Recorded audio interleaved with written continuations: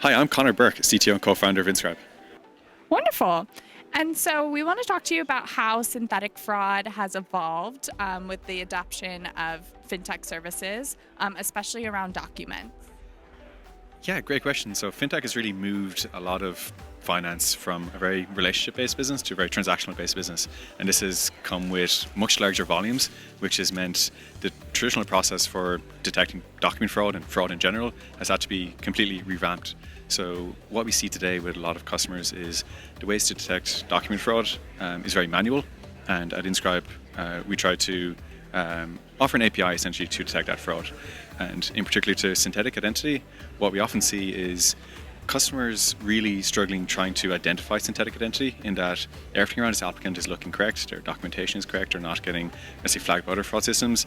The fraudsters have essentially used real information but put it together to create a new identity.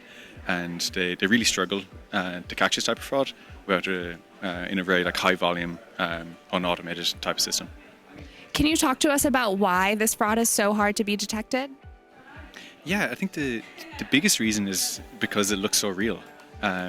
So if you are using a lot of different fraud vendors, they're often just looking at very specific pieces of detail. So for example, you may be just looking at an email, or you may be looking at their address, and they may not be on a sanctions list. Email actually might be legitimate. But when you put all this information together, it actually paints a more sinister picture where you can very clearly understand that this is actually, while individually the details are correct, together it's a complete made-up identity, and the email doesn't really match the identity or, let's say, the documentation that they're also providing.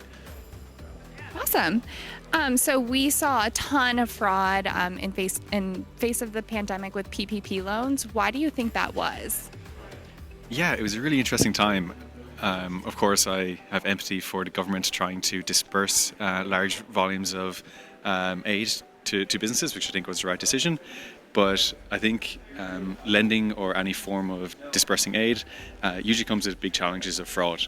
And what some of the big constraints we had with the PPP loan scheme was just the time pressure.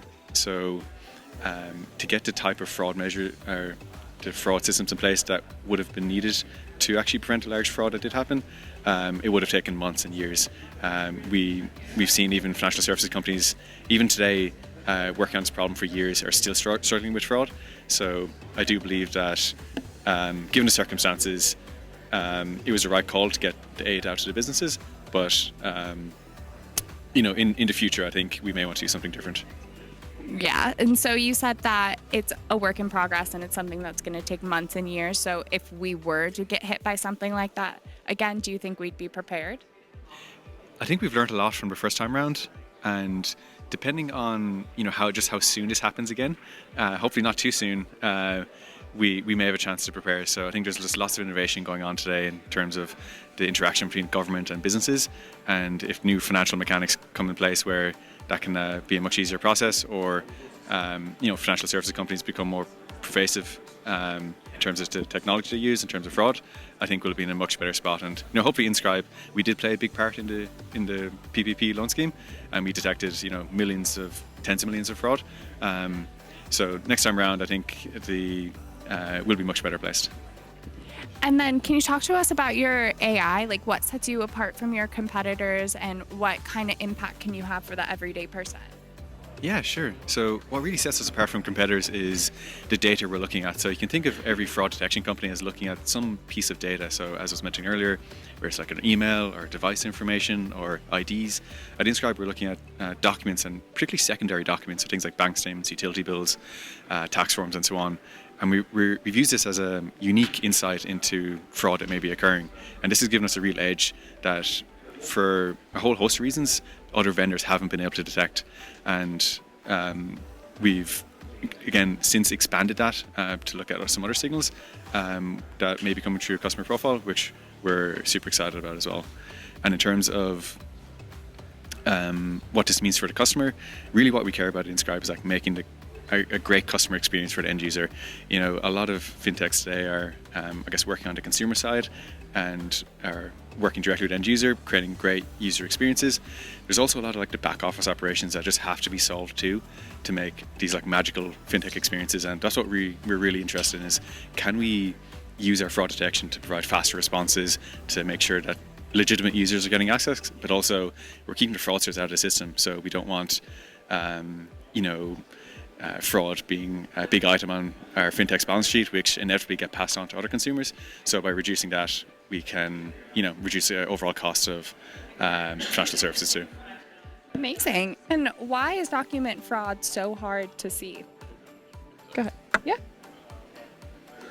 Struggle a little bit. Not struggle. Sorry. So why is most document fraud invisible to the human eye?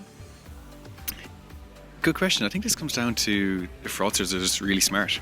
Fraudsters know how to create very realistic looking documentation and very elaborate schemes. So, over the experience of Inscribe, we've seen some fraud rings create fake banks that to make it look like a customer of that bank has loads of cash, and apply to one of the SMB lenders.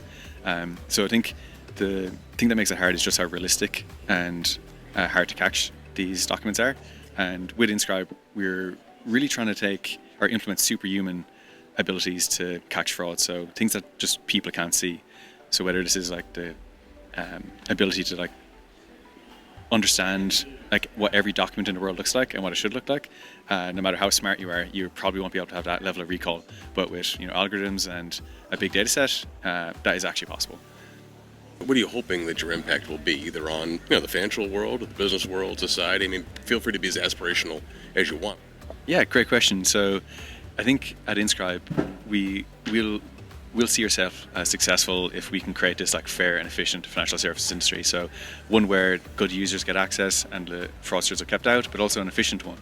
We want new financial service companies to be able to get set up quickly to provide new products and services to new demographics without having to have big operational teams to be able to support that. And on the customer experience side, be able to really offer fast responses that feel like magic. So many parts of our lives today do feel like magic, but many parts of financial services do not. So our goal over the next few years is to keep on tackling these issues that these financial services companies have, and we think we'll get a long way towards that vision if we do so. And then there's sort of one last sort of fun question. We've talked to a lot of people over the last couple of days, and we've heard a lot about how fintech, the industry used to be filled with disruptors, companies that were going to shake the foundations, but now they're maturing. And instead of becoming sort of adversarial with the big banks and the big companies, they're becoming more partners. Are you seeing that, or do you think that, or do you see and it's fine if you do you see yourself as a disruptive force to the industry because there's nothing out there like it, or are you trying to be more cooperative with sort of the establishment of? Yeah, great question. I think there's been a massive shift over the last couple of years where the, let's say, old legacy or traditional financial service companies were quite hesitant to work with fintechs and fintech infrastructure companies. Is very much the case of if it wasn't built internally, they didn't want to hear about it. But now this trend of vendorization, so every part of a bank essentially is being vendorized into an API. And fraud is just one of them, and also the receptivity of these APIs is increasing.